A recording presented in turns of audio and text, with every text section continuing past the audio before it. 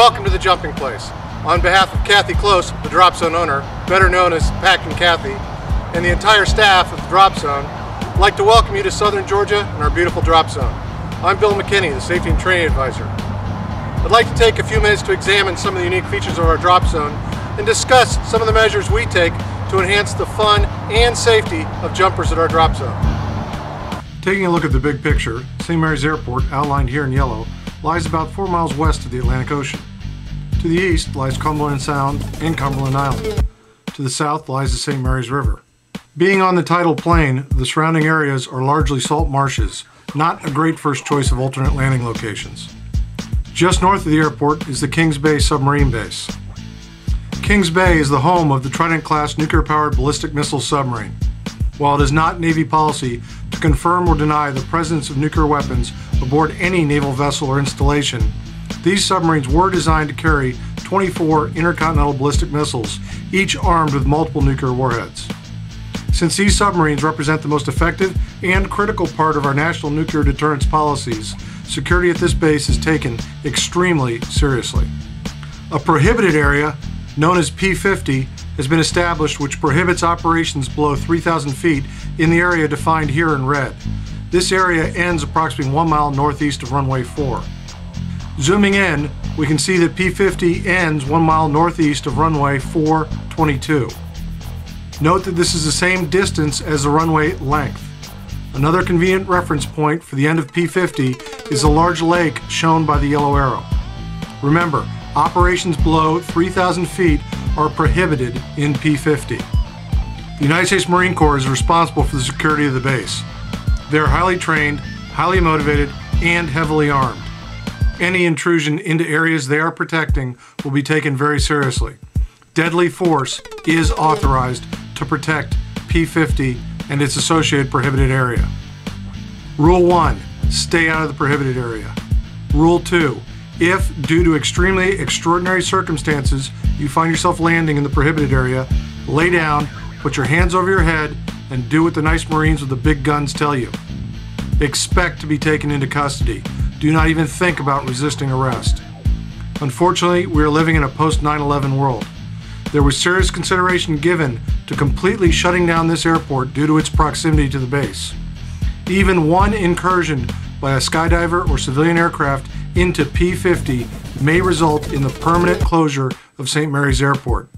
This is very serious stuff. On to happier things. Here's a closer view of the airport. There are 2 main runways. Runway 422, which is a 5,000-foot runway, and runway 1331, which is a 4,000-foot runway. Either runway makes a convenient visual reference for distance, since both are approximately 1 mile long. Note also that there is a parallel taxiway for runway 1331. Typical winds at altitude are out of the west, so jump run is often westerly. As you can see, this bisects the angle formed by the 2 runways. Always check the winds aloft and confirm the spot prior to boarding the aircraft.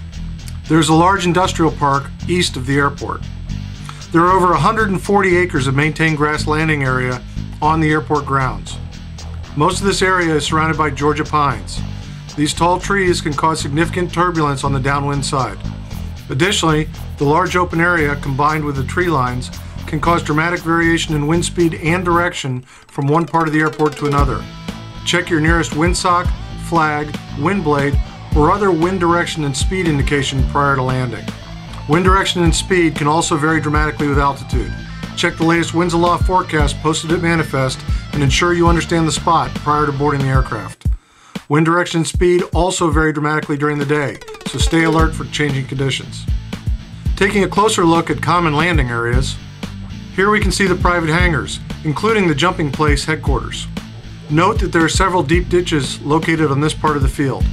During normal operations with the Cessna 182, the area immediately in front of the hangars is reserved for C and D license holders only.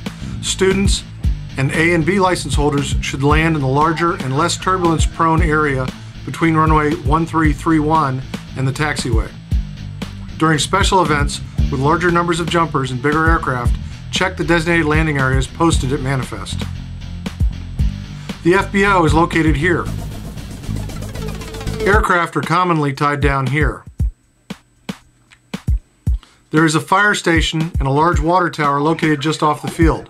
The fire station also has a large flag. There is a large red warning sign and permanent windsock on the field.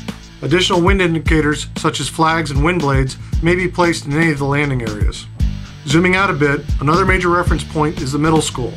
There are several athletic fields surrounding the school which may make suitable emergency landing areas. There is a sod farm to the northeast of the airport, another great potential emergency landing site. There are several reclamation ponds to the east of the airport which used to be associated with the old paper mill. There's a small field just to the north of the ponds which makes a good emergency landing spot. Speaking of large bodies of fresh water, yes, we really do have alligators in most bodies of fresh and brackish water in the area.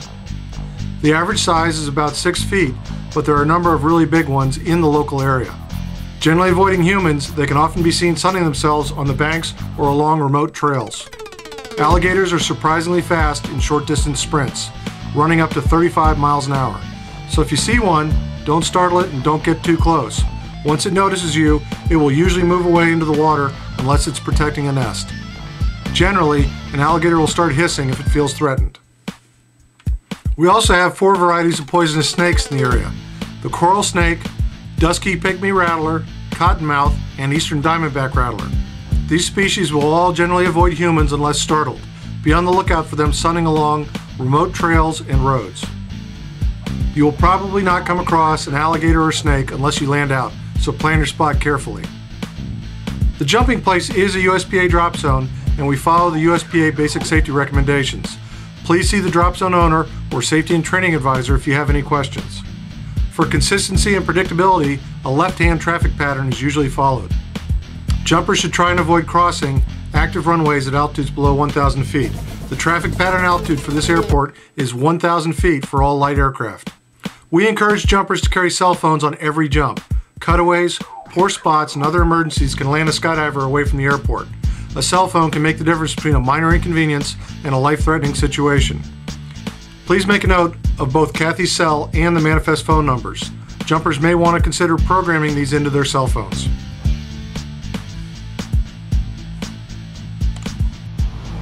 As a safety and training advisor, my focus is on taking all reasonable precautions to maximize safety while enjoying every aspect of this great sport.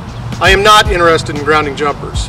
In that sense, I like to think of each of us as a deputized S&TA, constantly on the lookout for ways to improve our jumping and make it safer. Please ensure that all injuries and potential safety concerns come to my attention. Your issues will be treated with the utmost discretion. Again, welcome to the Jumping Place. We're looking forward to working with you to make your skydiving experience as safe and enjoyable as possible. If you have any questions, please don't hesitate to contact me or any of the drop zone staff. Blue skies and safe skydiving.